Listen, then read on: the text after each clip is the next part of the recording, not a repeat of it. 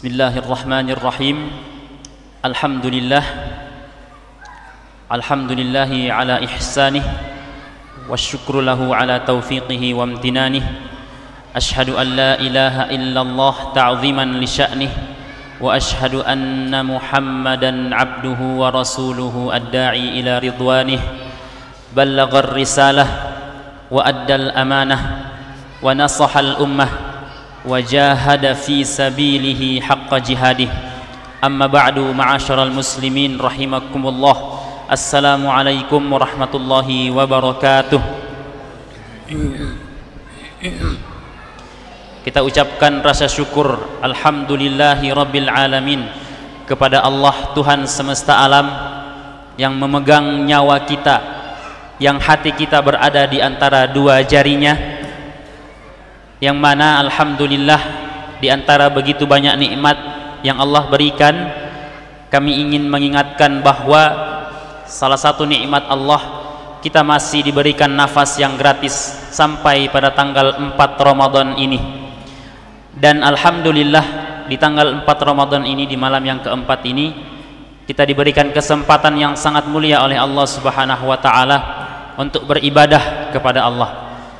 Ketika seorang hamba diberikan kesempatan beribadah, apalagi ke masjid, dengan sangat khusyuk, dengan sangat nyaman, bukan apa-apa. Siapa tahu malaikat maut datang bertamu ke rumah kita sebentar malam, tidak ada yang tahu. Maka jadikan setiap ibadah kita itu menjadi ibadah seakan-akan itu ibadah yang terakhir. Makanya ada satu ungkapan mengatakan, beribadahlah kamu seakan-akan kamu akan mati esok hari, dan bekerjalah kamu untuk dunia seakan-akan kamu hidup untuk selama-lamanya. Salawat berangkaikan salam, selanjutnya salawat berangkaikan salam, mari selalu kita curahkan kepada junjungan kita, kepada bapak kita, kepada panutan kita, Nabiullah Muhammad sallallahu alaihi wasallam, manusia termulia yang pernah menginjakkan kaki sucinya di muka bumi ini. Begitu mulianya bumi ini, salah satu alasan terbesar adalah pernah diinjak oleh kaki Nabi Muhammad sallallahu alaihi wasallam. Kini beliau telah pergi, namun meninggalkan karya yang sangat luar biasa. Hanya dalam waktu 23 tahun beliau menebarkan dakwah Islam, menjalankan tugas dengan tuntas. Kemudian Islam yang jauh-jauh dari langit ketujuh diturunkan ke tanah Arab, itu pun jauh dari rumah kita, justru sampai ke rumah kita, bahkan sampai ke hati kita. Dan sudah beratus-ratus tahun berlalu, Islam masih ada sampai sekarang. Itu artinya kebenaran Islam sudah tidak bisa diragukan lagi, karena satu kebenaran akan terbukti, salah satu caranya adalah kebenaran itu bertahan dengan lama. Karena sebuah kebohongan, sebuah kecurangan, kezaliman tidak akan bertahan lama. Para jamaah yang dimuliakan Allah Subhanahu wa taala, pada kesempatan kali ini izinkan kami untuk membacakan satu hadis, yang hadis ini menggambarkan salah satu kondisi di antara banyak kondisi di manusia pada hari kiamat nanti. Bunyi hadisnya, hadis ini sahih, diriwayatkan oleh sahabat yang mulia Abi Hurairah radhiyallahu anhu, seorang sahabat yang masuk Islam 3 tahun menjelang Rasulullah wafat, tapi memiliki hafalan hadis yang paling banyak. An Abi Hurairah anna Rasulullah sallallahu alaihi wasallam qala, bahwa dari Abu Hurairah radhiyallahu anhu bahwa Rasulullah sallallahu alaihi wasallam bersabda, atadruna manil muflis. Rasulullah pada suatu hari bertanya kepada para sahabat, atadruna manil muflis, siapakah orang yang bangkrut, siapakah orang yang merugi?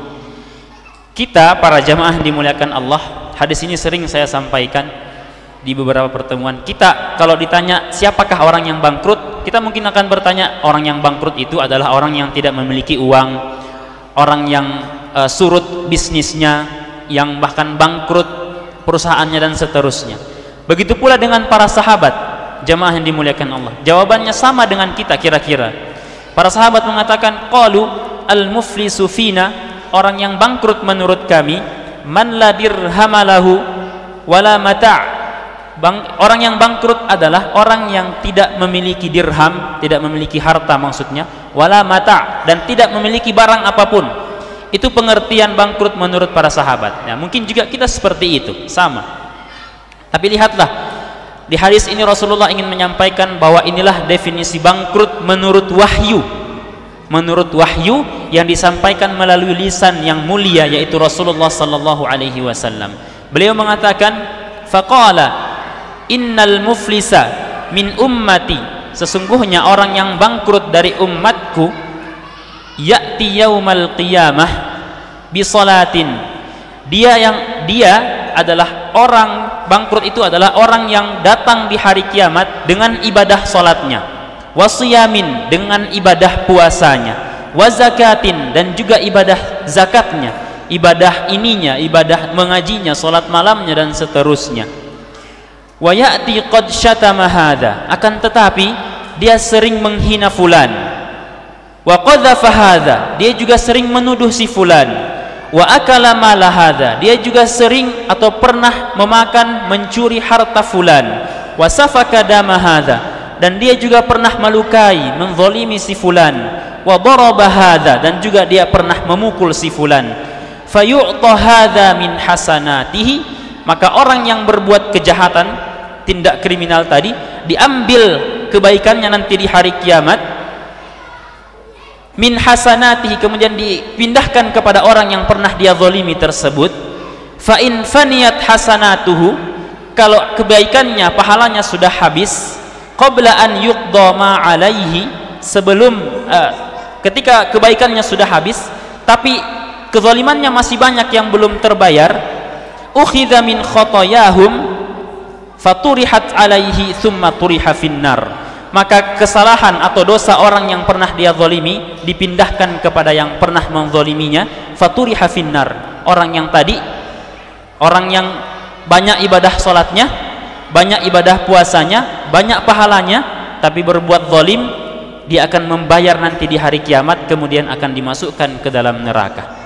Maka jamaah yang dimuliakan Allah Subhanahu wa taala, bagi kita pengertian orang yang bangkrut menurut kita mungkin agak keliru.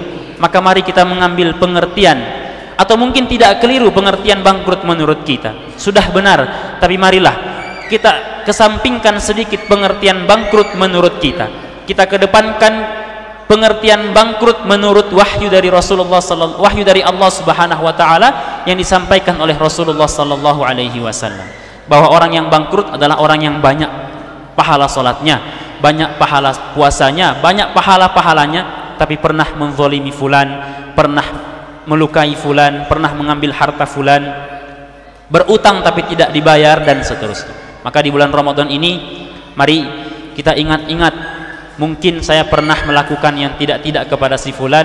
Ini kesempatan besar kita untuk meminta maaf. Jemaah yang dimuliakan Allah, terakhir, tahukah kita ketika kita bermaksiat kepada Allah, itu kita langsung diampuni oleh Allah dengan ucapan istighfar, astagfirullah.